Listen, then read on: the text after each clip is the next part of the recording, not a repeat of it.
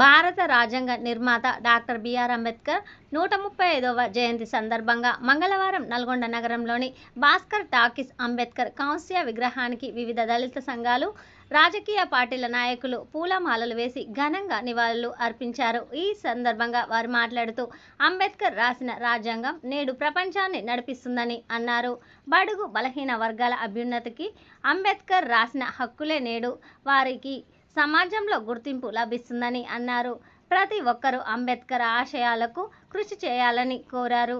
Paint artist ముఖం ఏర్పాటు చేసిన అంబేద్కర్ చిత్రపటాన్ని అభినందించారు. ఈ కార్యక్రమంలో పెరిక కరంజ జయరాజ్, కాంగ్రెస్ పార్టీ నాయకులు గడ్డం అనుపారెడ్డి, కత్తుల జగన్, పెరిక అంజయ్య, మాకు తదితరులు పాల్గొన్నారు. ఎన్నో విధాల ఉపయోగమైంది.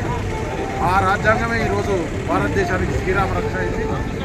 అలాంటి రాజ్యాంగం ఉండబట్టే ఇవాళ ధనిక, పేద, కుల, మతం అన్నీ లేకుండా ప్రతి ఒక్కరూ స్వేచ్ఛాయుతంగా బతికే రాజ్యాంగం వచ్చిందంటే ఓన్లీ అంబేద్కర్ వల్లనే అని మనవి చేస్తూ నాకు ఈ అవకాశం ఇచ్చిన పెద్దలందరికీ ధన్యవాదాలు.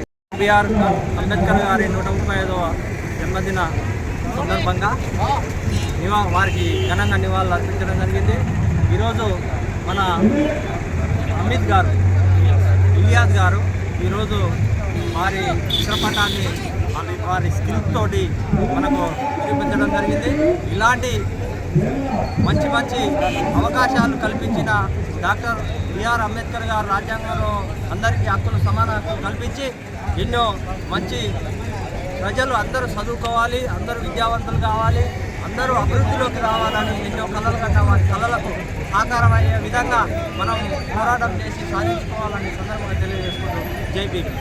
135వ వర్ధంతి చేసుకుంటున్న సందర్భంగా మన ఆశయాలను, మన అంబేద్కర్ గారి విజయాలను కోసం స్ఫూర్తితోటి ముందుకు వెళ్ళాలని, ఆయన చేసిన మన ఈ అంబేద్కర్ గారి ఆశయాలను కొనసాగిస్తూ అడుగుజాడ నడుస్తూ ప్రతి ఒక్కరు ముందుకు వెళ్ళాలని చెప్పి మన సందర్భంగా